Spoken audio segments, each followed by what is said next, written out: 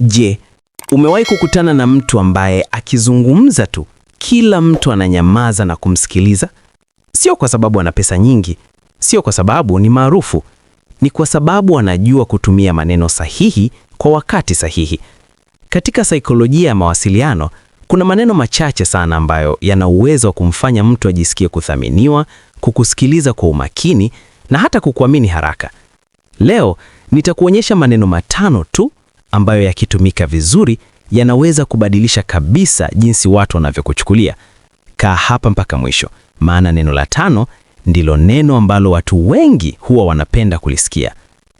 Neno la kwanza, ninahitaji ushauri wako. Watu wengi wanapenda kujisikia ni wa umuhimu kwako. Unapomwambia mtu, ninahitaji ushauri wako kuhusu jambo fulani, unamfanya ajisikie kwamba mawazo yake yana thamani sana kwako. Kwa mfano, badala ya kusema fanya hivi, unaweza ukasema, ninahitaji ushauri wako. Unafikiri ni njia ipi ingefaa zaidi kutumika hapa? Ghafla, mazungumzo yanabadilika. Mtu anaanza kukusikiliza, kushiriki na kukuheshimu zaidi. Neno la pili ni una uwezo mkubwa sana. Kila mtu anapenda kusikia kwamba kuna kitu kizuri kipo ndani yake. Unapomwambia mtu una uwezo mkubwa sana, unamfanya aone kwamba umeona kitu ambacho labda wengine hawajawahi kukiona. Kwa mfano, kwa mwanafunzi ukimwambia, nimeona jinsi unavyofikiria, una uwezo mkubwa ukiendelea kujifunza. Maneno machache tu, lakini yanaweza yakabadilisha kabisa jinsi mtu anavyojiona. Neno la tatu ni hilo linanisikitisha sana. Hili ni neno linalojenga mahusiano ya kihisia. Watu wengi wanapokuelezea shida zao, hawahitaji suluhisho mara moja. Wanahitaji kwanza mtu anayewaelewa. Unaposema, hilo linanisikitisha sana kulisikia, unawaonyesha kwamba umeunganishwa na hisia zao. Ndipo wanakuwa tayari zaidi kusikiliza unachokisema baadaye. Neno la nne ni wewe ndio unayefaa zaidi kwa hili. Hili ni neno la kuthibitisha thamani ya mtu. Unapomwambia mtu, wewe ndio unayefaa zaidi kwa kazi hii, unamfanya ajisikie kwamba umechagua uwezo wake kwa makusudi.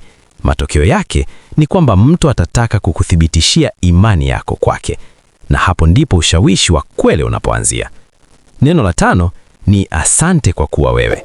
Hili ndilo neno ambalo watu wengi hawalisikii mara kwa mara.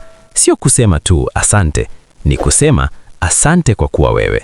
Hapo unamthamini mtu sio kwa kile alichofanya tu, bali kwa kuwa yeye alivyo.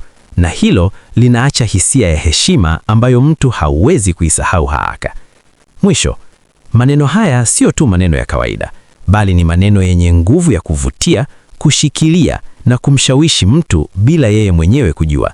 Sasa, hiki ndicho unachoweza kukifanya. Chagua neno lako moja leo na ulitumie katika mazungumzo yako ya kila siku. Angalia jinsi watu wanavyobadilisha namna wanavyokusikiliza.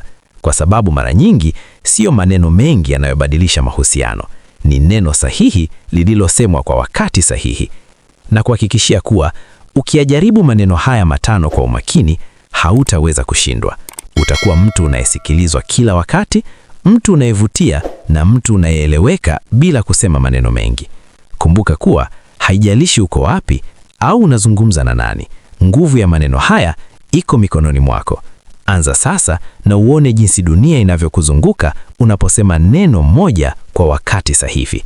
Niandikie hapo chini kwenye comment ni neno gani umelipenda kati ya haya matano na utakuwa ukilitumia kila siku kwenye mazungumzo yako. Asante kwa kuitazama video hii mpaka mwisho. Na kwaheri.